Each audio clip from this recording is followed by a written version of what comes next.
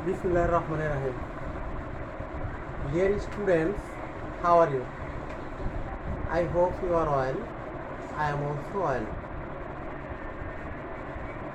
আজকের এই ক্লাসে আমি সেন্টেন্স কিভাবে চেঞ্জ করতে হয়, অর্থাৎ সিম্পল থেকে কিভাবে কমপ্লেক্স এবং কম্পাউন্ড নেওয়া যায় তা কিছু উদাহরণের মাধ্যমে দেখাবো এবং সাথে সাথে কিছু রুলস বলে যাব। দেখো, আমি এখানে সবগুলো সেন্টেন্সই সিম্পল সেন্টেন্সে লিখেছি। প্রথম সেন্টেন্সটা working hard the boy shone in life. সেন্টেন্সটা শুরু হয়েছে প্রেজেন্ট পার্টিসিপল দ্বারা।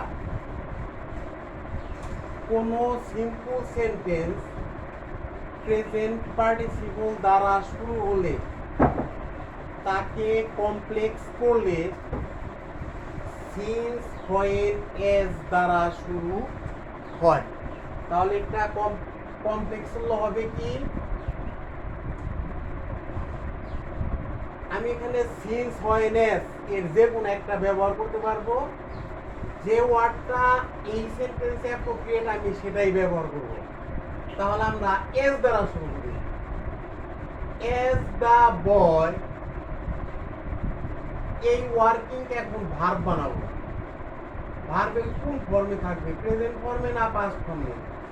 এখানে প্রিন্সিপাল ভার্ব আছে পাস্ট ফর্মে শন। তাহলে আমরা কি লিখবো, as the boy work hard. Boy আগে ব্যবহার করেছি, এখন বয়ের প্রমাণ হবে হি। তাই কি হলো, হি শন ইন লাইফ। আমাদের উত্তরটা কি হলো, as the boy worked hard he shone in life। এই সেন্টেন্সকে আমরা যদি কম্পাউন্ড করি তাহলে কি হবে, the boy worked hard and shone in life। and এর পরে আমি সাবজেক্টের ব্যবহার কেন করলাম না? যদি সিন্স হোয়েন এস যুক্ত কমপ্লেক্স সেন্টেন্সের উভয় অংশের সাবজেক্ট এক হয়, কম্পাউন্ড করার সময় এন্ডের পরে সাবজেক্ট না লেখাটাই উত্তম। দ্বিতীয় উদাহরণ, people living in the highland can escape flood. এখানে সাবজেক্টটা শুরু হয়েছে নাউন প্লাস অ্যাডজেক্টিভ দ্বারা। নাউন প্লাস অ্যাডজেক্টিভ যুক্ত কোনো সিম্পল সেন্টেন্সকে কমপ্লেক্স করলে আমরা এইভাবে শুরু করব, পিপল। এরপর এই পিপলের একটা প্রোনাউন আনবো, রিলেটিভ প্রোনাউন। পিপলের রিলেটিভ প্রোনাউন হলো হু। লিভিংটা হবে ভার্ব। ভার্বের কোন ফর্ম হবে, প্রিন্সিপাল ক্লজ আছে ক্যান এসকেপ প্রেজেন্ট টেন্সে, তাহলে লিভিং হবে লিভ। অতএব উত্তরটা হবে people who live in the highland can escape flood. এই কমপ্লেক্স সেন্টেন্সকে আমরা যদি কম্পাউন্ড করি তাহলে কি হবে, people live in the highland and can escape flood। 3 number sentence, I saw a bird flying। এখানে অবজেক্টটা গঠিত হয়েছে নাউন প্লাস অ্যাডজেক্টিভ দ্বারা। যদি সিম্পল সেন্টেন্সের অবজেক্ট অ্যাডজেক্টিভ প্লাস নাউন দ্বারা গঠিত হয়, কমপ্লেক্স করার সময় আমরা এই অ্যাডজেক্টিভটা বাদ দিয়ে বাকি অংশ লিখব। তাহলে কি আসে, আই স এ বার্ড। এবার আমরা এই বার্ডের একটা রিলেটিভ প্রোনাউন ব্যবহার করব। বার্ডের রিলেটিভ প্রোনাউন হলো হুইচ। তারপরে একটা ভার্ব ব্যবহার করব। যেহেতু ফ্লাইংটা একটা প্রেজেন্ট পার্টিসিপল, এটাকে আমরা কন্টিনিউয়াস টেন্সে রাখতে পারি। উত্তরটা কি লিখবো, I saw a bird which was flying. কোনোভাবে এই সেন্টেন্সকে কম্পাউন্ড করলে কি হবে? I saw a bird and it was flying. 4 number উদাহরণ, an industrious boy can shine in life। সাবজেক্টটা গঠন হয়েছে অ্যাডজেক্টিভ প্লাস নাউন দ্বারা।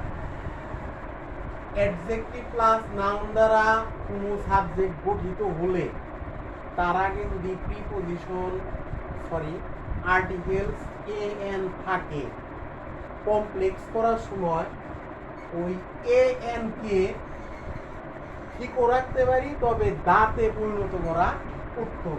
তাহলে আমরা এইভাবে লিখব, the boy who is industrious can shine in life. আর কম্পাউন্ড করলে কি হবে? The boy is industrious and can shine in light. Example 5, in the rainy season the Podda assumes a terrible shape। এখানে একটা phrase word in the rainy season, যদি preposition in, during বা at এর পরে কোনো সময়ের উল্লেখ থাকে, সেই সিম্পল সেন্টেন্সকে কমপ্লেক্স করার সময় ইনের পরিবর্তে হবে হোয়েন ইট ইজ। আর যদি পাস্ট টেন্স হয় তাহলে হবে when it was.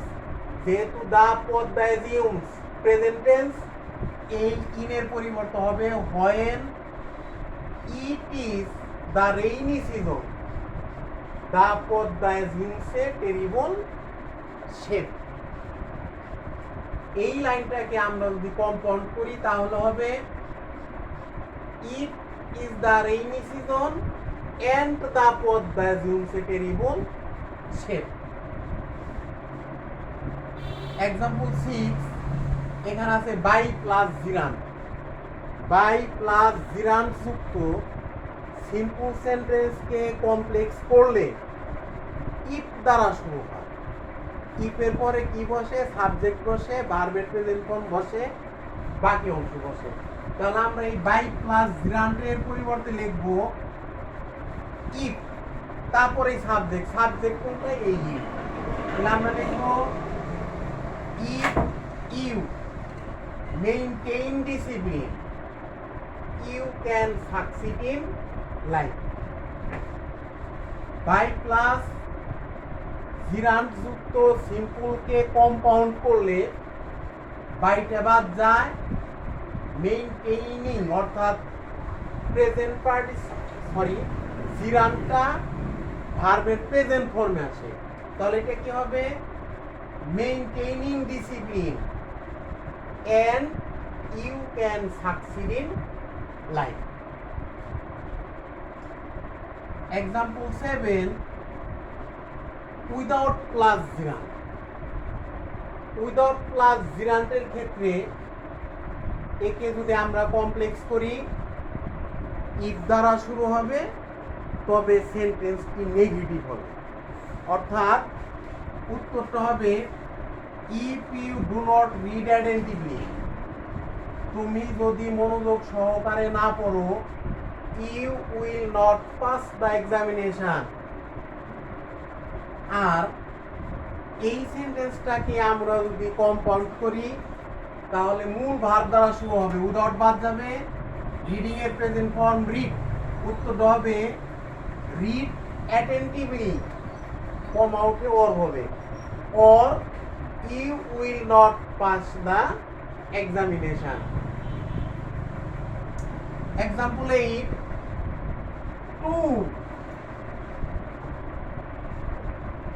Two dash dash to যুক্ত সিম্পল সেন্টেন্সকে যদি আমরা কমপ্লেক্স করি, এই টু এর পরিবর্তে হবে সো দ্যাট, আর এই টু এর পরিবর্তে হবে একটা সাবজেক্ট প্লাস ক্যান নট, আর যদি এটা পাস্ট টেন্স হতো তাহলে তো কুড নট।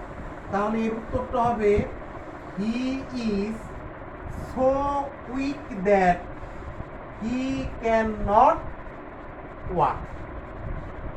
আর এই লাইনটাকে আমরা যদি কম্পাউন্ড করি তাহলে এই টু এর পরিবর্তে হবে very. He is very weak and so he cannot walk. Example 9, এখানে আছে suddenly।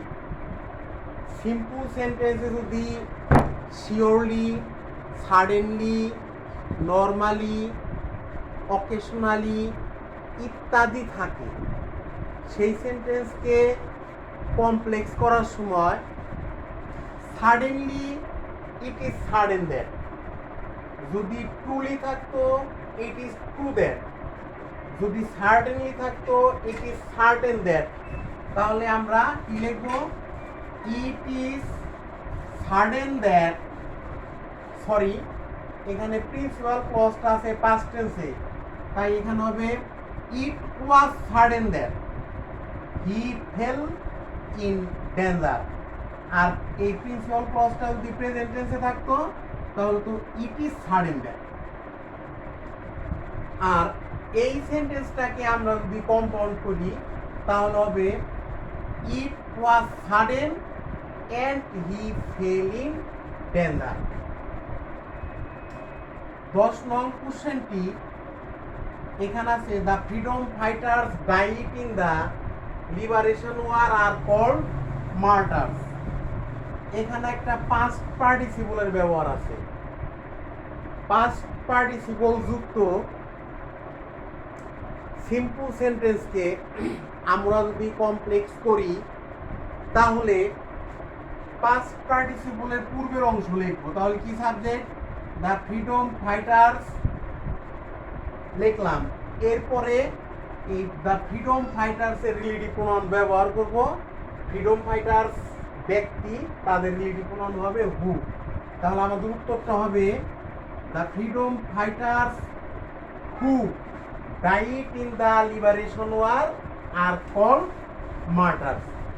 অপরদিকে এই সেন্টেন্সকেই যদি কম্পাউন্ড করি তাহলে কি হবে? The freedom fighters died in the liberation war and they are called martyrs. Dear students, আমি আরো একটা সিম্পল উদাহরণ লিখি, দেখি এটা আমরা কতটুকু বুঝি। দেখো,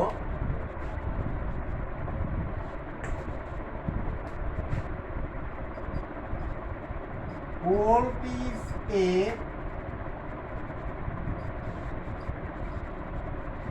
valuable metal. এটা একটা simple sentence. Gold is a valuable metal. এই সেন্টেন্সকে যদি আমরা কমপ্লেক্স করি তাহলে দেখো অবজেক্ট আছে কি? Adjective plus noun. এটাকে কমপ্লেক্স করলে আমরা এই অ্যাডজেক্টিভটা বাদ দিয়ে লিখবো। কি লিখবো? Gold is a metal which is valuable.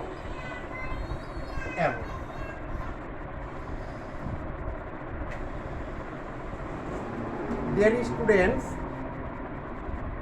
আমি আগেও বলেছি তোমরা সিম্পল কমপ্লেক্স কম্পাউন্ডকে যে সময় পরিবর্তন করতে যাবে তখন অবশ্যই একটা ফ্রেজকে সাবঅর্ডিনেট ক্লজ করা শিখবে এবং কমপ্লেক্স সেন্টেন্সে সিম্পল করলে তা ফ্রেজে পরিণত করা শিখবে। এতটুকু যদি শিখতে পারো এবং বারবার প্র্যাকটিস করলে পারে তাহলে তোমরা সিম্পল কমপ্লেক্স কম্পাউন্ড সেন্টেন্সকে আয়ত্তে আনতে হবে। ধন্যবাদ সবাইকে। সবাই ভালো থেকো, ঘরে থেকো, নিরাপদ থেকো।